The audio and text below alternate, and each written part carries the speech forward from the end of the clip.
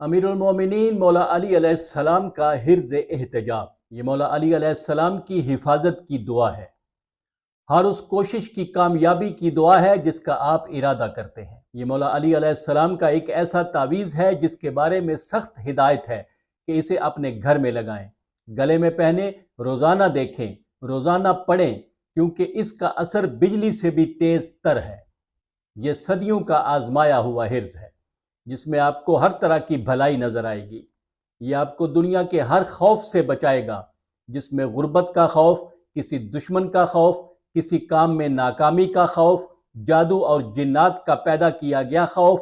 اور اس کے علاوہ بھی جتنے خوف ہیں یہ تعویذ ان کو پاس نہیں آنے دے گا۔ آپ کو ہر حادثے، بیماری اور مشکل سے بچا کے رکھے گا، آپ کو حسد اور نظر بد سے بچا کے رکھے گا۔ خاص طور پر اس سے آپ کو کامیابی، آسمانی مدد، ہر طرح کے رزق کی وسعت، نعمتیں اور ہر مشکل کام میں سہولت میسر آئے گی۔ اس کو حرز کہیں، تعویذ کہیں یا دعا کہیں،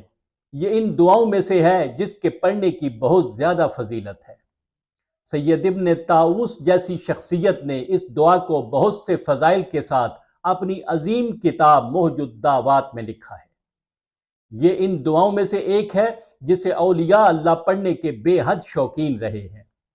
مرحوم سید عبد الکریم کشمیری رحمۃ اللہ علیہ جیسے بڑے عالم کا کہنا ہے کہ میرے والد نے مجھ سے کہا کہ اگر تم اس دعا کو پڑھنا چھوڑ دو گے تو میں تمہیں ایسا کرنے سے روکوں گا۔ وہ خود اس دعا کے پابند تھے اور بعض اوقات اس کو دن میں 7 مرتبہ پڑھا کرتے تھے۔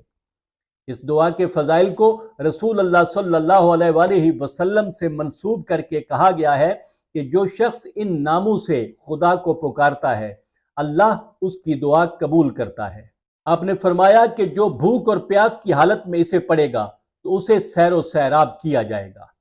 اگر یہ دعا کسی دیوانے پر پڑھی جائے تو وہ صحت یاب ہو جائے گا۔ اگر وضع حمل میں دشواری والی عورت پر پڑھا جائے تو اس پر بچے کی ولادت آسان ہو جائے گی۔ اگر آپ کے گھر میں یہ حرز لگا ہوا ہو اور آپ کا گھر شہر کے درمیان میں ہو اور پھر سارے شہر کو آگ لگ جائے تو اللہ کے حکم سے آپ کا گھر جلنے سے محفوظ رہے گا۔ یہ ایک مثال دے کے سمجھایا گیا ہے کہ جس گھر میں یہ تعویذ لگا ہوا ہوگا اور اس گھر میں یہ دعا روزانہ پڑھی جاتی ہوگی تو پھر وہ گھر جہاں بھی ہو اور اس کے ارد گرد جو بھی طوفان اور پریشانیاں، بیماریاں، وبائیں، ناکامیاں، زندگی کے رنج و غم ہوں گے، وہ انشاءاللہ اس گھر میں داخل نہیں ہو سکیں گے، اور یہ گھر اللہ تعالیٰ کے حصار اور پناہ میں رہے گا۔ اگر کوئی شخص کسی بھی غم میں مبتلا ہوگا تو اللہ پاک اس حرز کی برکت سے اسے اس غم سے نجات دے گا۔ اگر کسی ظالم افسر یا وڈیرے کے پاس جانا ہو یا کسی ادارے سے کوئی کام کروانا ہو تو وہاں جانے سے پہلے ایک بار یہ دعا پڑھ لے، وہ افسر، وڈیرا یا وہ ادارہ اس پر نرم ہو جائیں گے۔ جو شخص شب جمعہ اس دعا کو 40 مرتبہ پڑھ لے تو وہ اللہ تعالیٰ اس کے گناہوں کو بخش دے گا، خواہ وہ گناہ اس نے اپنی ماں کے خلاف کیے ہوں۔ بلکہ اس دعا کی تاثیر کے متعلق یہاں تک کہا گیا ہے کہ اگر یقین کامل سے اسے لوہے کی چادر پر پڑا جائے تو وہ پگھل جائے گی۔ اگر آدمی کسی ایسی جگہ جانا چاہتا ہو جس کے راستے میں پہاڑ ہو تو یقیناً اس دعا کی برکت سے اس پہاڑ میں بھی چھید ہو جائے گا اور وہ آدمی وہاں سے گزر جائے گا۔